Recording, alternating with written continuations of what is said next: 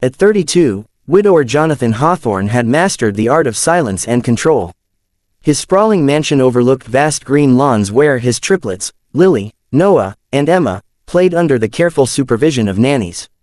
After losing his wife years ago, Jonathan had focused on raising them himself, ensuring that love, discipline, and laughter existed in equal measure.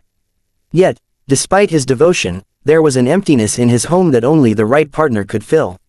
Enter Isabella Marlowe, a spirited woman with a gentle heart and quiet courage. Jonathan had arranged their marriage, hoping her kindness would nurture the children. He had seen her with friends and neighbors, watched how she smiled, how she cared, but nothing could prepare him for the moment she walked into his home. Something inside him hesitated. He didn't know if she would truly love the children, or if she was ready for the chaos and devotion that came with three spirited toddlers. On the first morning, Jonathan hid in the grand hallway, just out of sight, observing Isabella interact with the triplets. She approached each child with patience, kneeling to their level, listening to their babbles and responding with warmth. Lily handed her a toy horse. Isabella examined it, praised it, and asked gentle questions about the little horse's adventures. Noah grabbed her hand, demanding attention, and Isabella didn't flinch. She lifted him, hugged him, and whispered something that made him giggle uncontrollably. Emma tugged at her dress, testing boundaries, and Isabella gently guided her while still letting her explore. Jonathan's chest tightened. He had worried that she would feel overwhelmed, frustrated, or impatient. Instead, every moment was a revelation. Every touch, every smile, every whispered encouragement showed him that she had the heart he had longed to see in a partner. By the second day, Jonathan watched as Isabella orchestrated breakfast, playtime, and their morning nap. The children's laughter filled the mansion, a melody that had been missing for too long.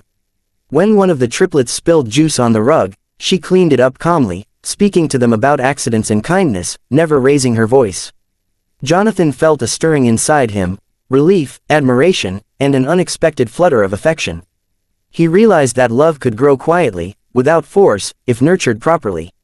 On the third day, Isabella discovered the children's favorite corner of the garden, a hidden nook under a tree where they liked to play pretend. She joined their imaginative adventures, building castles of sticks and leaves, listening to their fantastical stories, laughing as they climbed imaginary mountains. Jonathan stayed hidden, watching every detail, the way she adjusted her scarf when Lily tripped, how she let Noah lead the game even if it made a mess, how Emma hugged her spontaneously. Every action made Jonathan's heart swell with gratitude. This woman was not just kind, she was brave, patient, and wise.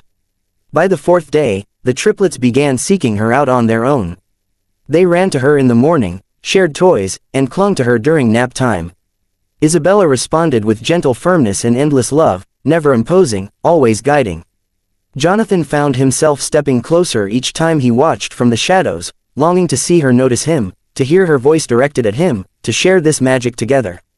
Yet he remained patient, wanting to be sure she belonged with his children before himself. On the fifth day, a small crisis emerged. Lily fell while chasing a butterfly, scraping her knee. Isabella immediately comforted her, cleaned the wound, applied a bandage, and distracted her with a story about brave adventurers who fell but got back up. Jonathan, hidden behind a doorway, felt tears prick at his eyes. She had instinctively known how to soothe not just the body but the heart. In that moment, he understood. She wasn't just a caretaker or a partner, she was a mother in every sense that mattered.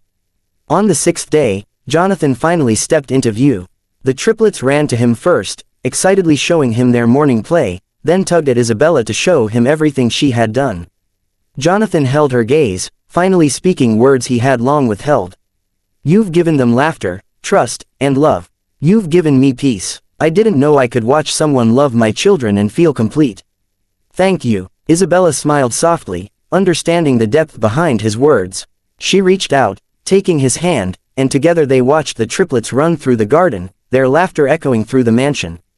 Jonathan realized that the emptiness in his home had vanished, not because he had sought perfection, but because love had found its way naturally. And in that quiet, perfect morning, the beginnings of a family whole again settled into their hearts.